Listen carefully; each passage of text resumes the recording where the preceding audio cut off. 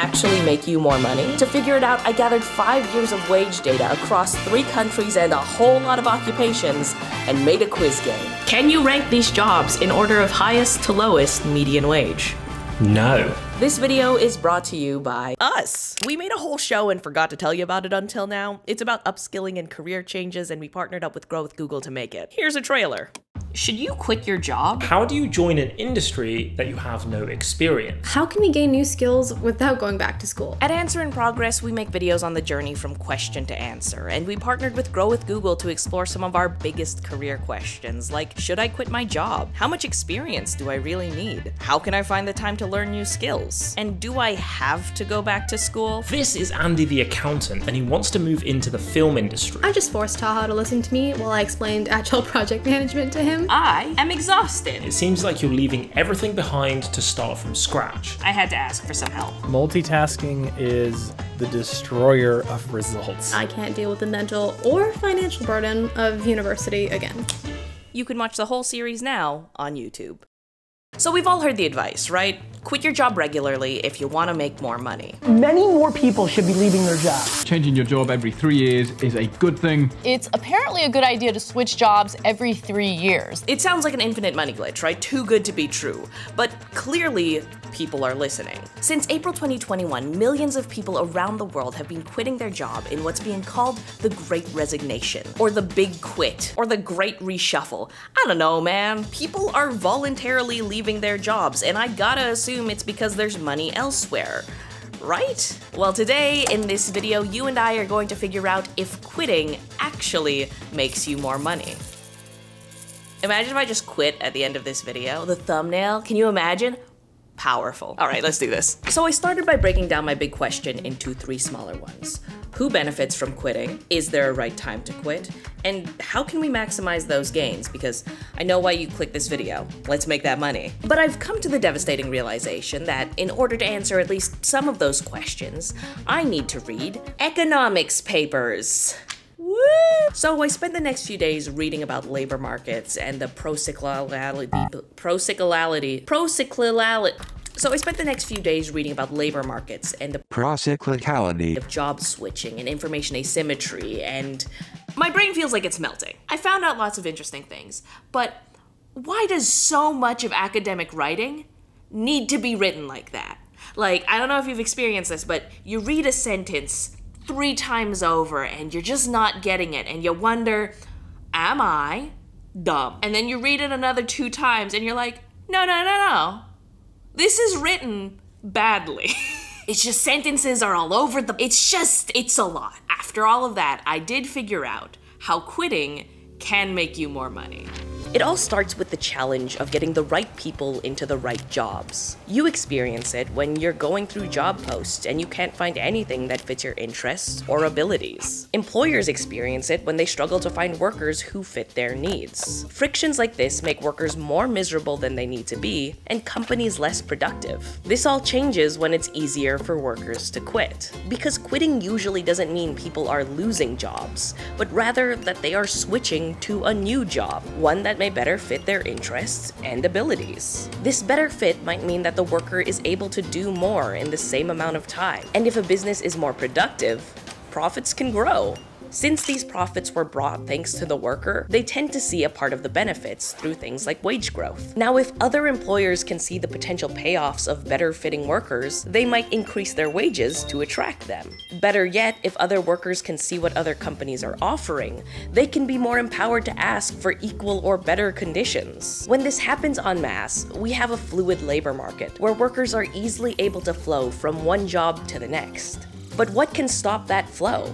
Basically, recessions. When there are more people looking for work, quitting becomes less attractive because employers don't need to offer as much to attract workers. Studies have found job switching to be pro-cyclical, falling during times of economic uncertainty and rising when the economy is doing well. So quitting and the economy are related in some way, which begs the question, how is the economy doing? I don't know. Like, I just read a couple of papers, not even that many really, so I'm definitely not an expert, but here is where we are at so far in terms of answering my little questions.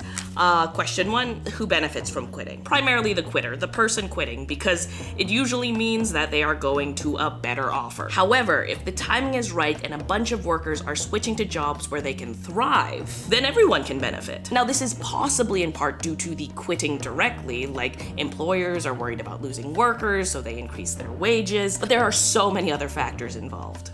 Question 2, is there a right time to quit? Yes, when there is a better offer. It's not really advisable to quit before you have that offer, unless it's for your well-being. And finally, question 3, how can we make the most of it? How can we maximize those gains? Which is basically like asking, how can we get those better offers? And as of right now, the best I can say is have a good economy or a tight labor market. Not super actionable advice. And also, I can't even tell you about the state of those things right now because I don't know. Like, I remember when the pandemic started, everyone was saying, prepare for the next recession, everything's gonna go downhill. But now we're 2 years in, COVID's still going strong, dropping a new album every few weeks, and yet there's article after article of people quitting for better offers. I don't get it. So what I'm gonna do is, I'm gonna email the people behind this paper right here. It's from 2020 and it covers the benefits of job switching, but it ends on the academic equivalent of a cliffhanger. Wait, where's the line? This paper is an artifact of the economy that existed before the onset of the pandemic. It does not make it irrelevant, but it does mean that some differences of emphasis may be helpful. So I'm just gonna email the people and let them tell me about those differences to emphasize. Hello, I'm Scott Corfe. I'm the Research Director at the Social Market Foundation. We're a politically independent think tank based in London in the United Kingdom. The labour market has changed dramatically over the course of the pandemic, and it's affected different groups in different ways, some for the better, some for the worse. If you are a professional and you are now in a world of hybrid work and remote work, suddenly there's a wide range of new job opportunities that are opened up to you. You're much less location dependent than you were before, but at the lower end of the income distribution, this is not the picture at all. And in particular, the pandemic's accelerated the decline of quite a lot of industries in the economy. We've seen an acceleration in the shift towards online retail. So if you were in bricks and mortar retail, you may well have lost your job. And then of course, a lot of people worked in industries that were dependent on city worker commuters that haven't come back in the same number as before. Hospitality within city centres that cater to office workers, again, that might be in structural decline now. People that are switching are more likely to have more bargaining power, and they probably have more of a skill set that makes them more attractive to other companies. But I think another bit of the story here is just how the labour market has evolved in recent decades. Worker bargaining power in aggregate has diminished, so that probably has eroded the wage bargaining power of the loyal worker that doesn't hop around as much. Are there any caveats that you wish that people would be aware of before they put in their 2 weeks notice? It's often better to apply for a new job when you still have a job. Generally, you want to do what you can to maximise your bargaining power, and if you are out of work, your bargaining power is reduced because for most people, you have bills to pay, you have rent or a mortgage. The person interviewing you knows that, and they probably assume they can get away with offering you a lower salary because you're probably more desperate to get into work. So I got onto that call because I wanted to reconcile these two stories, right? One of recession and another of this apparent abundance of opportunity. It turns out that one isn't more right than the other, though. It's just two different stories affecting two different groups. Let me explain while I make breakfast. On one hand, we have workers who are in these traditionally low-income or part-time roles who experience furloughs and layoffs, only to be brought back to make the choice between their health or a paycheck, their livelihood. So these workers might actually see an increase in their bargaining power because employers are going to be pressured to compensate that increased risk. Call me Melissa with this cooking content. But there's no guarantee that's gonna be a long-term thing because like how many hero or essential worker benefits did we see vanish months into the pandemic? On the other hand, we had workers who had the chance to work from home, and it was like a totally different story. Not only have many of the associated industries kind of rebounded or even grown with the pandemic, like e-commerce, but a lot of workers realized that they could achieve about the same levels of productivity while having all of the benefits of working remotely. I'm talking about sweatpants. They had more time and freedom, and this made it easier to start looking for work, sometimes while at work. Their bargaining power increased, and in many ways, they had a better idea of what to bargain for. But for me, these two very different but important stories can be reconciled with one concept: bargaining power. One group of workers is being failed because there aren't a lot of protections to form the foundation of their negotiations. Another group is thriving because they are aware of their position and they are using it. That is what a vast majority of the media means when they're talking about the Great Resignation. Okay, my food is getting cold, so I'm just gonna finish this and get back to you. So when it comes to answering our last little question about how we can maximize our gains, I think it really comes down to bargaining power. Now, a lot of things play into your bargaining power as a worker. There are some things that you can't control, some things you can, and some things I think that you should. Now, the biggest thing you can control is your skill set and how you communicate that. Upskilling to in-demand skills is a pretty reliable way to increase your pay. Now, I'd make the rest of this video about how to do that, except we already made a show. We talk about time management and resources for upskilling and how to sell the skills you already have. I'll link it in the description. So in lieu of that, I am going to just focus on what I think we should be able to control: wage information. Back when I was looking for jobs, I remember that posts just wouldn't tell you how much they were paying, and if you went into an interview, they'd be really freaking weird about it. It was like this game of chicken. So what are your salary expectations? How much do you have in mind? Yeah, so we're prepared to offer you a book of coupons we found in 2016. Yeah. I mean, I like the sounds of it, but, is that good? Can you tell I'm so bad at bargaining that I once talked my way into paying for a ticket? I think the problem is that information about wages and benefits is rarely transparent. Even when you're having conversations with friends, it's just weird, right? Like, do you volunteer that information? Do you ask? When do you know someone well enough to ask? I don't know. If only someone could collect 5 years of job data to create an easily accessible reference point for wages and raise data. If only. If only. Here's the plan. It's here. I'm gonna use the internet's favorite time machine to look at archived salary data from a certain website that, it rhymes with class chore. I'm gonna go through these archives and record the expected salaries of the most popular occupations in America. But you might be wondering, why America? Fair question. Basically, it's just a data thing. It has the most archived captures of any of the website variations, so I assume that it has the data that I need. To sum it all up, this number is bigger than this number. Math. Finally, once I find all of that, I'm gonna share it all with you for the content. Now, here's where I think things might have a chance of going wrong. Nowhere. I'm calling it. This seems like a pretty simple exercise. It's just gonna go seamlessly. I know something's gonna go wrong. Pause the video right now and leave a comment down below with how you think I'm gonna fail. I really hope this is an easy one. I busted open Python, imported Selenium, and started scraping. Or tried to. Working with archives was way slower than I expected, and my code kept returning errors. Nothing but errors. And then jobs I wanted weren't archived, and I started to wonder if I could just give up and end the video here. But no, can't do that. I've been at this for a hot minute, and it's kind of working. It's not like the data isn't there. This website has a lot of information. The problem is that it's really hard to get to. So you know how jobs have like different levels of seniority that have different levels of pay? As an outsider to many careers, it's kind of tricky to know what terms exist to reflect those seniorities and which ones are really important and which ones not so much. Another thing is that like some jobs have remarkably similar titles. So apparently they're not the same thing. Yeah, and I'm pulling my list of the most common jobs from this Bureau of Labor Statistics report over here, and it suffers from a similar problem. You see, like, there's this occupations category, and if you click it, it has more occupations inside of it, so it's hard to, like, know what's Hold on. I'm a silly baby. Welcome to my printer corner. I have some things that I printed. I'd like to share them with you. So I've been using this Bureau of Labor Statistics report to identify the most common jobs out there. You could see in column 1, 2, 3, 4, the number of employees in that specific occupation. However, if you move a simple 1, 2, 3, 4, 5 columns over, you know what you get. It's the wages. It's the thing that I've been spending so long trying to gather. It was on the thing that I was looking at. It was on the thing that I was referencing in the first place. They have it for like all of the jobs. Better yet, they have it for the UK, and they have it for Canada.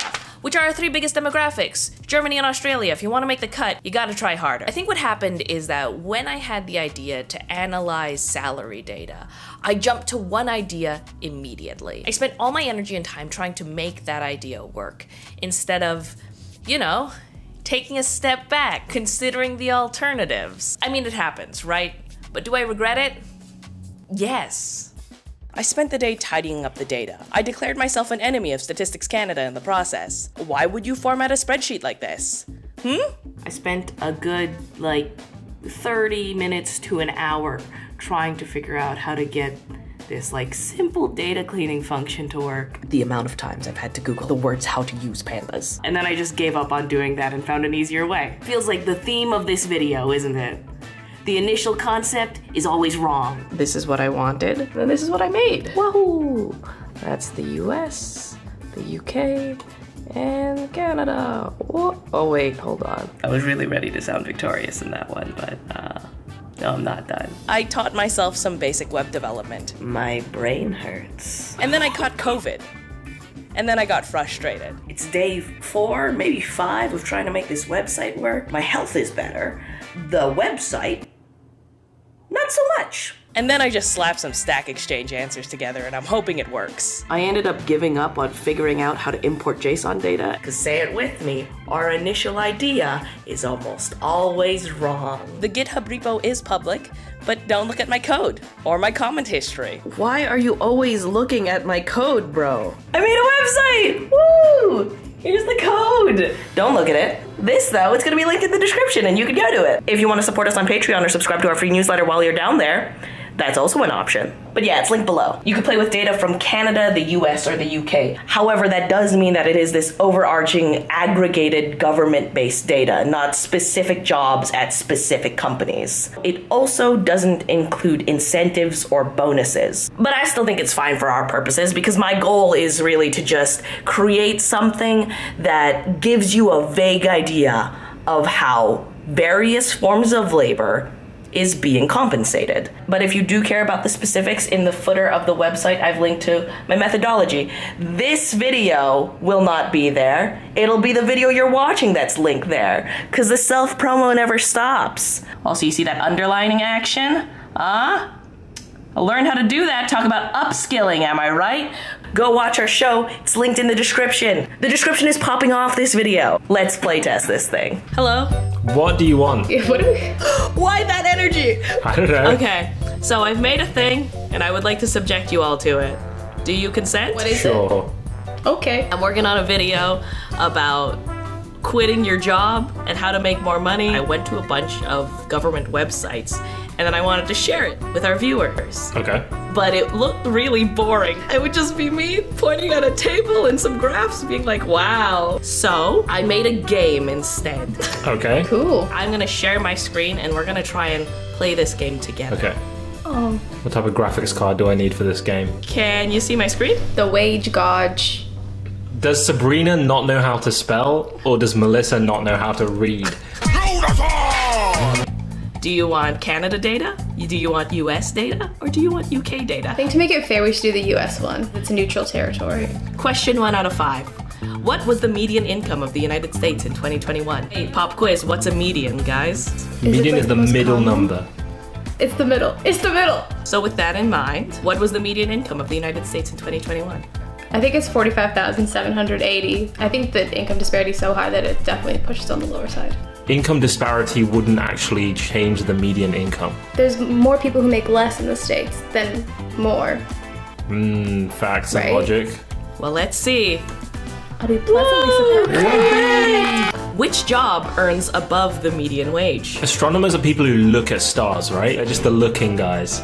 If it's not the one that I think it is, I'm gonna be mad. I think it just has to be surgeons, right? This is Right. America, the land of healthcare. Incorrect, it was astronomers. Wait, Guys what? that just look at things? Okay, wait, so surgeons don't make more than 45,000 a year? So like in the actual original data set, there's sometimes like this header thing where it's just like a category of occupation. So it might be medical Right. professionals, surgeons, and then it lists all of the main surgeon things that you might Right. know of. And then all there's other. all other. People, if you play this game and you see all other, just assume that's like The ones that you haven't thought of. Interesting. Go astronomers. Can you rank these jobs in order of highest to lowest median wage? No. I actually think this is the right order. Special education teachers in preschool. Society hates people that actually do important things for some reason. I just feel like sales agents make less than a teacher. I think that we go with this ordering and see. And submit. Melissa was right. Melissa was right. Which job's wages took the biggest hit in 2020? I feel like it's a sound engineering technician only because live events and like live performances weren't happening. You make a compelling point. Submit answer. Correct. They saw a median pay cut of $1,200. This is the final question. We have a score of 2 so far. So this will decide if we get a passing grade. Which job saw the biggest raise from 2020 to 2021? I think. And therefore you are. I don't know who said that. Taha. He just said it. Is it biggest percentage raise or is it like biggest dollar amount raise? I need to open up my code to figure out the logic that I use to calculate them. It's based off of rate. Bioengineers and biomedical engineers. That's your answer? Melissa, what about you? I want to say that one, but I feel like in comparison from 2020 to 2021, it's the substance abuse and behavioral disorder. I agree with you, Melissa. Submit answer. Ooh. Sag. We went against the gut. We overthought it. It's not overthought too it. much. That's the quiz. We answered 2 out of 5 questions correctly in 21 minutes. Took us 21 minutes? Nice. So the reason why I wanted to like make this a game is for what exactly happened there with the 3 of us, where we talked about careers we would never talk about. Like astronomers. Why'd they be looking up there? But yeah, what did you guys think of that? I learned that I actually know nothing about the labor market. My intuitions aren't necessarily true. I tried to use as much logic and intuition to like piece together what the correct answer possibly could be, but I'm just guessing at the end of the day. Do you know how to value your own work? That is a question I have been struggling with for a long time. I would be about 10% confident. Oh wow. But I would go in with some chaos gremlin energy and I would just ask for the biggest number I could. How? And then I would just say it. I would just be like, $1 million. And then they're like, what? I mean, oh, sorry, I made a typo. I would just go for it. Probably just always, I don't know, like double what I'm earning. Be like, can I get double? Mm-hmm. And then if they're like, no, well, who are you? I'd be like, yeah, fair enough. Well, y'all want to play again? So, it's been about 3 weeks since I've started this whole adventure. I've learned some stuff. I made a website. I got COVID.